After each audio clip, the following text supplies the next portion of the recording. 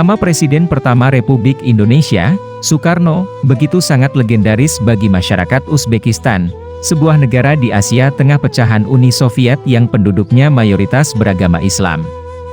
Kepopuleran nama Presiden Soekarno berkaitan dengan kisah ditemukannya makam Imam Bukhari, seorang perawi Nabi yang sangat termasyhur di kalangan umat Islam.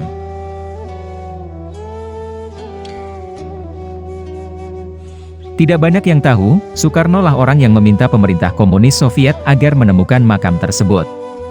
Berkat jasa Soekarno, saat ini kompleks makam Imam Bukhari yang terletak di Desa Hartang, sekitar 25 km dari Samarkand, telah menjadi salah satu wisata umat Islam seluruh dunia. Kebesaran nama Soekarno tidak hanya dikenal di seluruh penjuru Indonesia, namun menggema di seluruh dunia. Dia dikenal sebagai sosok pemimpin berani, tegas, karismatik, dan tidak mudah diatur oleh bangsa manapun. Tidak hanya bagi bangsa Indonesia, kisah kepahlawanan Bung Karno juga dirasakan bagi umat Islam di dunia. Salah satunya di Uzbekistan. Kisah tersebut bukan hanya cerita fiksi. Saat rombongan delegasi MPR RI menginjakkan kaki pertama kali di Bandar Udara Internasional Tashkent, ibu kota Uzbekistan, nama Soekarno lah yang pertama kali disebut ketika delegasi memperkenalkan diri dari Indonesia. Salah satunya adalah Elias, seorang mahasiswa berusia 21 tahun yang langsung menyebut nama Soekarno ketika berjumpa dengan delegasi yang akan menyampaikan sosialisasi 4 pilar MPR RI kepada masyarakat Indonesia yang ada di Uzbekistan.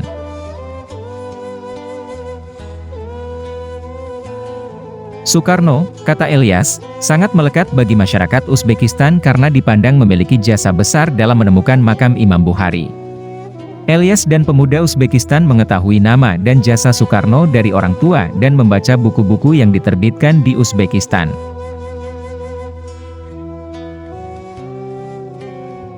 Sejarah Soekarno dengan bangsa Uzbekistan dimulai setelah Konferensi Asia Afrika tahun 1955. Pemerintah Soviet mengundang Presiden Soekarno untuk melakukan kunjungan kenegaraan ke Moskow.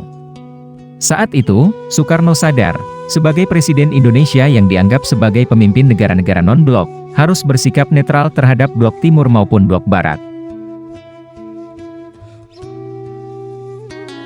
Tapi di sisi lain, Soekarno juga menyadari bahwa Indonesia butuh dukungan Soviet untuk melegitimasi eksistensi negara-negara non-blok, dan kesepakatan yang telah dicapai dalam Konferensi Asia Afrika tahun 1955. Soekarno juga menyadari membutuhkan dukungan Soviet untuk menghadapi berbagai upaya negara-negara Barat yang masih terus berusaha menjajah dan menguasai kembali Indonesia. Sementara itu, Soekarno mafhum bahwa mayoritas masyarakat Indonesia adalah beragama Islam, sehingga tidak mungkin Indonesia akan ikut blok timur yang dipimpin oleh negara komunis Soviet.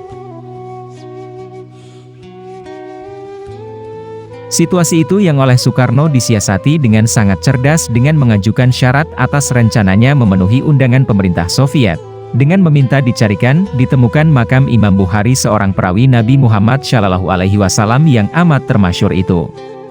Kata Soekarno kepada Presiden Soviet, "Aku sangat ingin menziarahinya."